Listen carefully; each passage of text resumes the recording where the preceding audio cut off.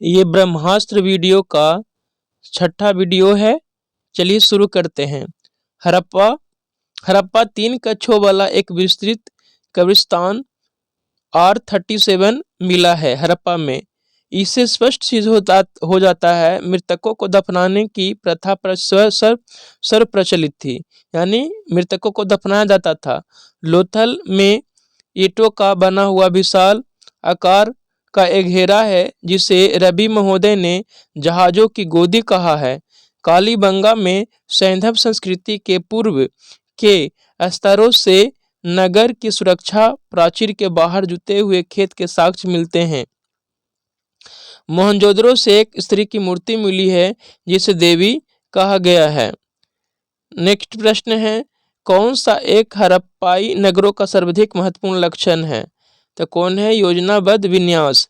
हड़प्पा तथा मोहनजोदड़ो उच्च कोटि के नगर निवेश का एक उदाहरण प्रस्तुत करते हैं। यहाँ की सड़कें सीधी दिशा में एक दूसरे को समकोण पर काटती हुई नगर को अनेक वर्गाकार अथवा चतुर्भुजाकार खंडों में विभाजित करती थी। सिंधु सभ्यता का गोदीवारा लोथल कहाँ स्थित है? कहाँ है लोथल? तो गुजरात में है। सिंधु घाटी सभ्यता का गोदीवारा लोथल गुजरात में स्थित है। नाव के रुकने वाले स्थान को गोदी कहा जाता है। लोथल सिंधु कालीन सभ्यता का बंदरगाह था। यहाँ से फारस के माप तौल के पैमाने प्राप्त हुए हैं। लोथल से युग्मित समाधि प्राप्त हुई है जो स्त्री और पुरुष की है, अर्थात दोनों को साथ ही दफनाया जाता था। लोथल से चावल के प्रमाण प्राप्त हुए हैं। सिंधु सभ्यता काल में घर के दरवाजे पीछे की तरफ खुलते थे, जबकि लोथल से घर के दरवाजे सड़क की ओर को खुलने का प्रमाण मिलते हैं। हड़प्पा के भग्नावशेषों पर सबसे पहले किसका ध्यान गया? चार्ल्स मैसन को। हड़प्पा के बारे में सर्वप्रथम जानकारी 1826 ईस्वी में चार्ल्स मैसन ने दिया था।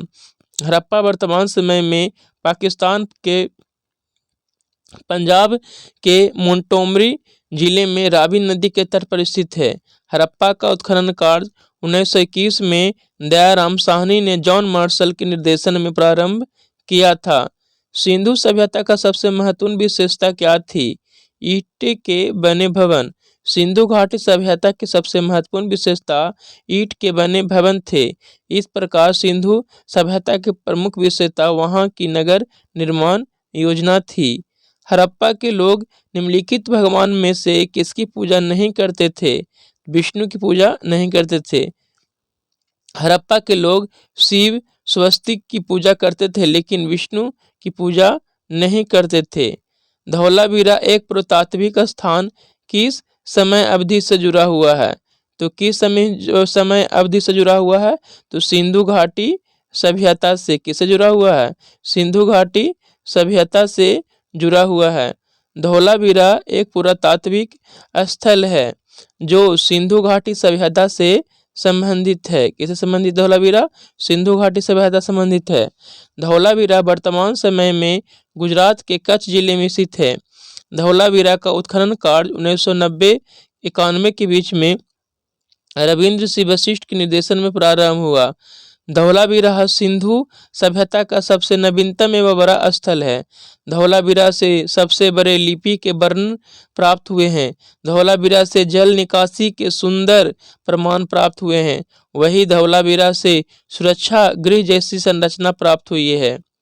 पाकिस्तान में सिंधु नदी को किस उर्दू नाम से संबोधित किया जाता है? दरिया ए सिंध नाम से। सिंधु घाटी सभ्यता एक कैसी युग सभ्यता थी? कांस्य युग सभ्यता थी। सिंधु सभ्यता एक कांस्य युगीन सभ्यता थी। सिंधु सभ्यता की लिपि भाव चित्रात्मक थी। सिंधु सभ्यता के लिए सामान्यतः 3 नामों का प्रयोग किया गया है: सिंधु की सभ्यता, सिंधु की सभ्यता, सिंधु घाटी की सभ्यता एवं हड़प्पा की सभ्यता। लेकिन सिंधु सभ्यता को हड़प्पा सभ्यता कहकर पुकारा जाना अधिक उपयुक्त माना गया है।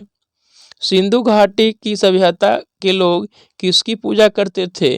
पशुपति की पूजा करते थे। सिंधु सभ्यता के लोग पशुपति की पूजा करते थे। मोहनजोदड़ो से एक पशुपति महादेव की मूर्ति मिली है।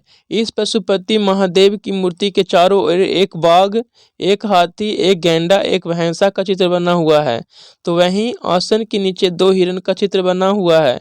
इससे लगता है कि सिंधु सभ्यता काल के लोग पशुपति की पूजा करते थे। मिलान करना है। मोहनजोदड़ो से क्या मिला है? तो ग्रेट बाथ यानी महान अष्टानागार मिला है। हड़प्पा से स्टैचू ऑफ प्रेस्ट।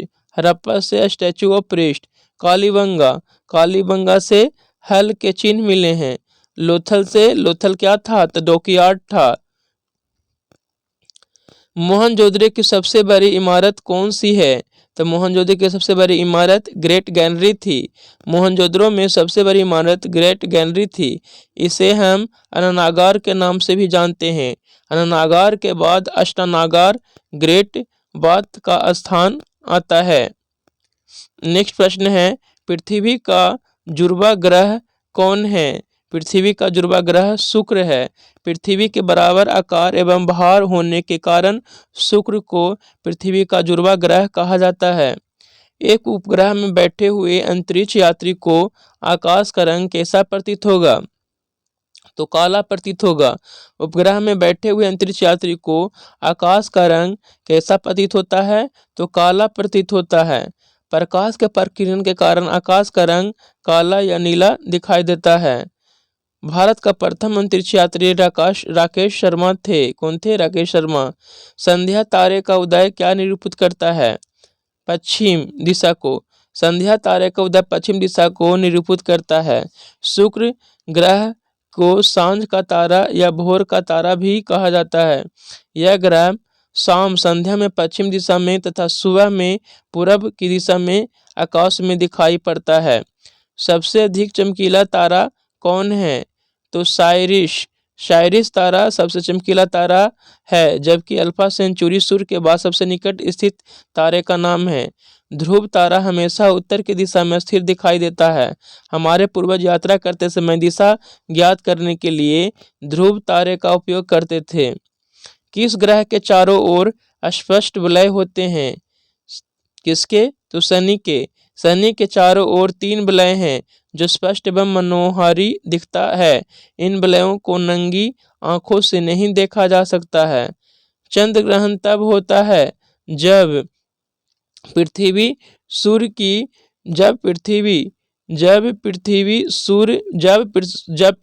और चंद्रमा के बीच में आ जाता है तो चंद्र ग्रहण होता है।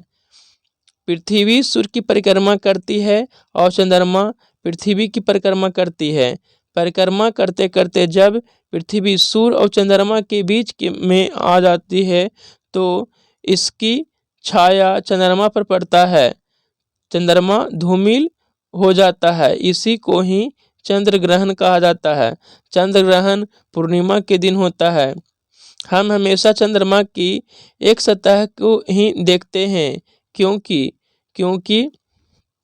एक सतह को ही हम लोग देख पाते हैं, क्योंकि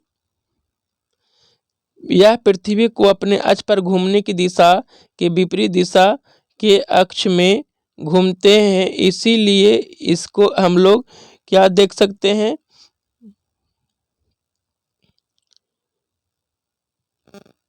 देख सकते हैं कि हम चंद्रमा की एक सतह को ही देख सकते हैं, क्योंकि यह अपने अक्ष पर घूमने और पृथ्वी की चारों ओर परिक्रमा करने में समय लेता है। यह अपने अक्ष और घूमने और पृथ्वी की चारों ओर परिक्रमा करने में समान समय लेता है। इसीलिए यह अपने अक्ष पर घूमने पृथ्वी के चारों ओर में समान समय लेता है। यानी याद रखिएगा, चंद्रमा अक्ष पर घूमने और पृथ्वी के चारों ओर परिक्रमा करने में समान समय लेता है। इसी कारण हम लोग उसका एक ही भाग देख पाते हैं। पूर्ण सूर्य ग्रहण केवल कुछ भौगोलिक क्षेत्र में दिखाई देता है, क्योंकि चंद्रमा की छाया पृथ्वी पर पड़ने से। सूर्य ग्रहण होता है जब चंद्रमा पृथ्वी तथा सूर्य के बीच आता है। जब चंद्रमा पृथ्वी एवं सूर्य के मध्य आ जाता है तो चंद्रमा के कारण सूर्य स्पष्ट नहीं दिखाई देता, इसे सूर्य ग्रहण कहते हैं। और सूर्य ग्रहण अमावस्या के दिन होता है। भूतल के किसी बिंदु से गुजरने वाली मध्याह्न रेखा तथा प्रधान मध्याह्न रेखा के मध्य को कोण की दूरी उक्त बिंदु को कहते हैं। तो क्या कहते हैं? देशांतर। विषुवत रेखा के उत्तर या दक्षिण स्थित किसी भी स्थान की विषुवत रेखा से कोणीय दूरी को इसका अक्षांश कहते हैं। समान अक्षांशों को मिलाने वाली काल्पनिक रेखा को अक्षांश रेखा कहा जाता है। क्या कहा जाता है? अक्षांश रेखा कहा जाता है।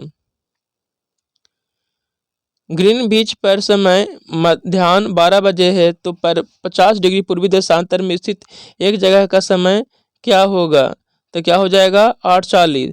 1 डिग्री देशांतर को पार करने में 4 मिनट का समय लगता है।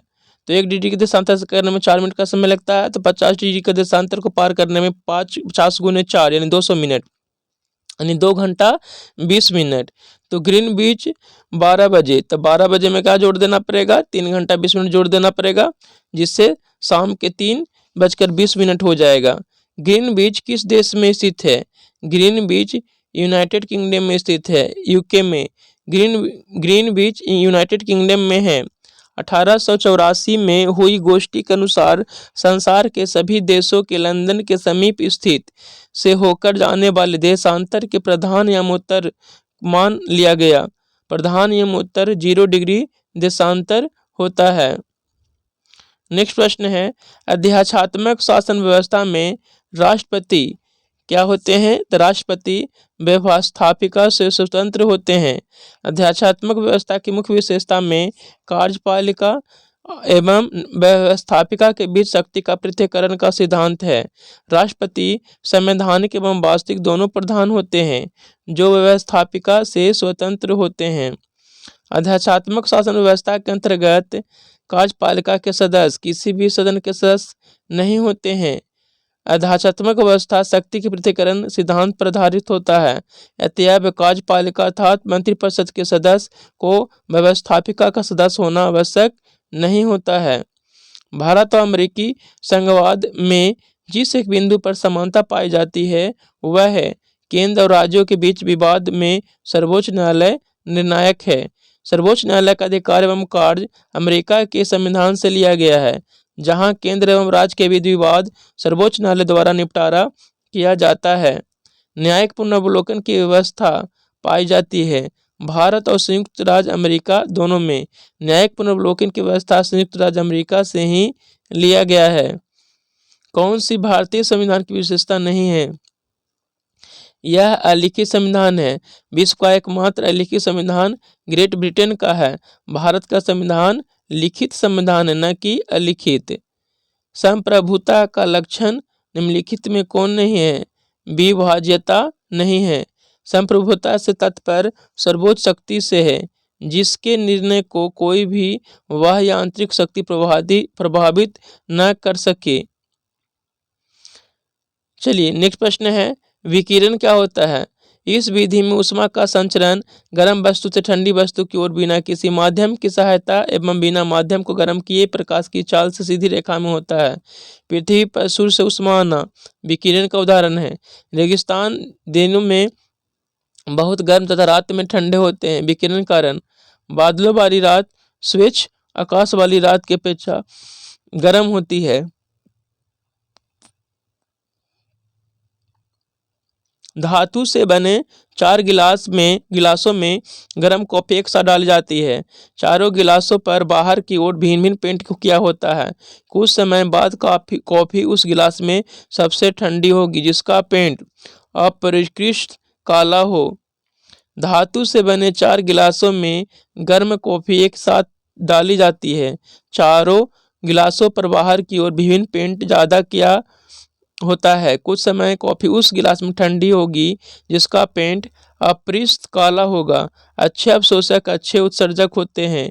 किरचॉफ के नियम यही कारण है कि काली और सफेद वस्तु को समान ताप तक गर्म करके रखा जाए तो काली वस्तु अधिक विकिरण उत्सर्जित करेगी, अतः अंधेरे में काली वस्तु अधिक चमकेगी। अगर गर्म कॉफी के प्याले को कमरे में धातु के मेज पर रखा जाए तो किस निम्नलिखित में से किससे ऊष्मा नष्ट होगी? चालन, संवहन, विकिरण और वाष्पन से। अगर गर्म कॉफी के प्याले को कमरे में धातु की मेज पर रखा जाए तो चालन, संवहन, विकिरण और वाष्पन विधि से ऊष्मा नष्ट होगी। चालन, कंडक्शन, इस विधि से ऊष्मा माध्यम के गर्म स्थानों से ठंडा स्थानों की ओर संचालित होती है। माध्यम के प्रत्येक कण अपने अगले कण को ऊष्मा स्थानांतरित करते हैं। ठोसों एवं पारे में ऊष्मा का संचरण केवल चालन विधि से ही होता है। संवहन, कॉन्वेक्शन, तरल के कण गर्म भाग से ऊष्मा लेकर स्वयं हल्के होकर ऊपर तथा ऊपर वाला ठंडा भाग नीचे आ जाता है। यही कारण है रेफ्रिजरेटर में फ्रीजर पिटका को ऊपर रखा जाता है। बिजली के बल्बों में निष्क्रिय गैसों का भरा जाना। एक प्याले में चाय 90 डिग्री से 80 डिग्री तक 1 मिनट में ठंडी होती है तो 70 से 60 डिग्री तक ठंडा होने में लगने वाला समय क्या होगा? 1 मिनट से अधिक। चलिए नेक्स्ट प्रश्न है, उसका डिस्कशन है। एक प्याले में चाय 90 डिग्री से 80 डिग्री तक ठीक 1 मिनट में ठंडी होती है तो 70 से 60 डिग्री तक ठंडा होने में लगने वाला समय 1 मिनट से अधिक होगा। ऐसा न्यूटन के शीतलन नियम के अनुसार होता है। इस नियम के अनुसार किसी वस्तु में विकिरण द्वारा ऊष्मा क्षय होने के दर उस वस्तु और तापमान के अंतर के कारण होता है। विकिरण द्वारा किसी वस्तु से क्षय होने वाली गुप्त की दर वस्तु और उसके आसपास के वातावरण के तापांतर के साथ साथ वस्तु के पृष्ठ की प्रकृति और क्षेत्र पर भी निर्भर करता है।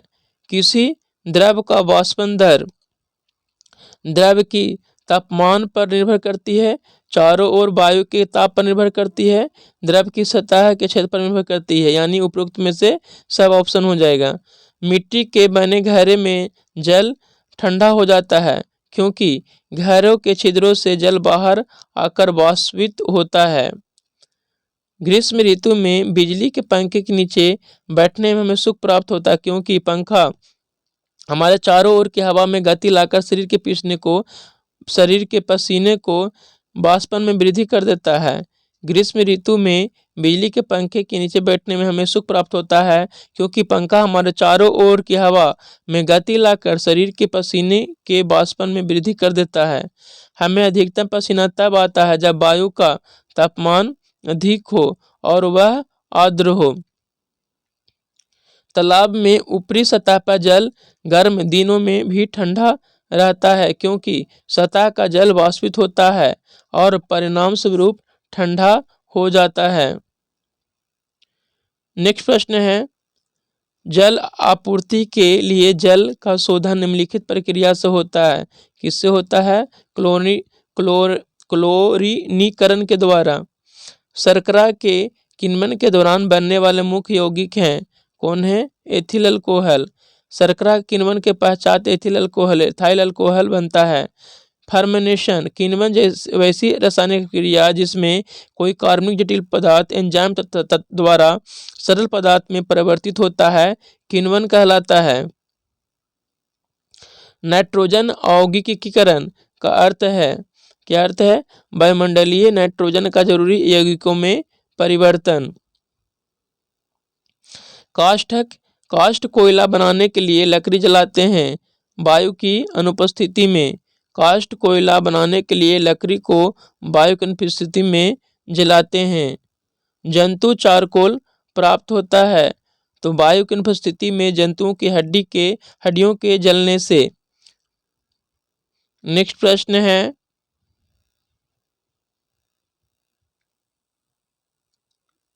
प्राकृतिक रबर को अधिक मजबूत तथा प्रत्यास्थ बनाने के लिए उसमें क्या मिलाया जाता है? तो क्या मिलाया जाता है? सल्फर। सल्फर मिलाने से प्राकृतिक रबर अधिक मजबूत तथा प्रत्यास्थ इलास्टिक होता है। फोटोग्राफिक प्लेटों को काले कागजों से ढककर रखा जाता है क्यों रखा जाता है? प्लेट पर लगा सिल्वर रजत ब्रोमाइड प्रकाश के प्रति अधिक संवेदनशील है। काला कागज उस प्रकाश के संपर्क में नहीं आने देता है। क्लोरीकरण अशुद्ध जल से थोड़ा सा क्लोरीन डालना है अशुद्ध जल में। यद्यपि रोशन बल्ब के भीतर का तापमान लगभग 2700 डिग्री सेल्सियस, तथापि फिलामेंट जल नहीं जाता क्योंकि जलने के लिए आवश्यक ऑक्सीजन बल्ब में मौजूद नहीं होती है, क्योंकि बल्ब निर्वादित होता है तथा उसमें अशुद्ध नाइट्रोजन या किर गैसें भरी होती हैं, इसीलिए फिलामेंट जल नहीं पाता। रोशनी वाले बल्ब के भीतर का तापमान 2700 डिग्री सेल्सियस है, लेकिन फिलामेंट जलता नहीं है क्योंकि जलने के लिए आवश्यक ऑक्सीजन बल्ब में मौजूद नहीं है, क्योंकि बल्ब निर्वादित एवैक्यूएटेड होता है तथा उसमें अशुद्ध नाइट्रोजन या किर गैस भरी जाती है। इस्पात में होता है, इस्पात में क्या होता है, 0.1 से 2% कार्बन होता है। इस्पात में कार्बन की मात्रा 0.25 से 1.5% तक होता है। इस्पात लोहा एवं कार्बन का मिश्र धातु है। स्टेनलेस स्टील में लोहा, क्रोमियम एवं निकेल होता है। इसमें क्रोमियम की मात्रा 18% होता है। चलिए नेक्स्ट प्रश्न है, उत्परिवर्तन का कारण है। उत्परिवर्तन का कारण क्या है? तो क्रोमोसोम्स में परिवर्तन, जीन में परिवर्तन, डीएनए में परिवर्तन, उपयुक्त सभी। पेलियोएंटोलॉजी किससे संबंधित है? जीवाश्म से संबंधित है। पक्षियों का अध्ययन ऑर्निथोलॉजी कहलाता है। अस्थियों का अध्ययन ऑस्टियोलॉजी कहलाता है। डायनोसोरों का सुनहरा काल किस महाकल्प को कहा जाता है? मेसोजोइक काल को। डायनोसोर का सुनहरा काल मेसोजोइक काल को कहा जाता है। इस काल के ट्रियासिक काल को रेप्टिलिया एरा भी कहा जाता है। इस काल को 3 मुख्य उपकाल में विभाजित किया गया है, ट्रियासिक, जुरासिक और क्रीटासिस। जीवन की उत्पत्ति किस महाकल्प में हुई थी? प्रो-कैम्ब्रियन में। जीवन की उत्पत्ति प्रो-कैम्ब्रियन महाकल्प में हुई थी। प्री-कैम्ब्रियन काल, इस काल में रीढ़ विहीन जीव का प्रादुर्भाव हो गया था। सीनोजोइक काल, इस नवजीवी महाकल्प भी कहा जाता है। इसे तृतीयक एवं टर्शियरी युग में भी कहा जाता है। इसे इरा के प्लायोसीन काल में सर्वप्रथम स्तनपायी व पूंछहीन बंदरों का आविर्भाव हुआ। आधुनिक मानव के अभिनव पूर्वज थे क्रो-मैग्नॉन मानव। आधुनिक मानव के पूर्वज क्रो-मैग्नॉन मानव को कहा जाता है। आधुनिक मानव अर्थात होमो सेपियंस के अभिनव पूर्वज निएंडरथाल मानव थे। इसकी आयु आज से 20,000 से 30,000 वर्ष पूर्व आकलित की गई है। मानव की उत्पत्ति किस युग में हुई? प्लायोसीन युग में। मानव की उत्पत्ति प्लायोसीन युग में हुई। प्लायोसीन युग, सीनोजोइक एरा के प्लायोसीन युग 70 मिलियन से 60 मिलियन ईसा पूर्व में मानव के पूर्वजों का विकास हुआ। चट्टानों पर रंगीन चित्रकारी सर्वप्रथम किसने की? क्रो-मैग्नॉन मानव ने। चट्टानों पर रंगीन चित्रकारी क्रो-मैग्नॉन मानव ने की थी। आयोडीन युक्त नमक की मानव शरीर में क्या भूमिका होती है? थायराइड ग्रंथि के कार्य का नियमन करना। आयोडीन युक्त नमक मानव शरीर में थायराइड ग्रंथि के कार्य को नियमित करता है। मानव विकास एवोल्यूशन ऑफ मैन कहाँ हुआ? मध्य एशिया में। कौन आधुनिक मानव का सबसे निकट संबंधी है? गोरिल्ला। किस अवस्था में एरेथ्रोब्लास्टोसिस फीटेलिसिस रोग गर्भपात कर सकता है? अगर पति RH+ फैक्टर हो और महिला RH- फैक्टर हो। चलिए इस तरह से आज का ब्रह्मास्त्र समाप्त हो गया। आप लोग इसे एक बार सुन लीजिए, 1 बार 2 बार जितना बार सुनिएगा आपको याद हो जाएगा। धन्यवाद।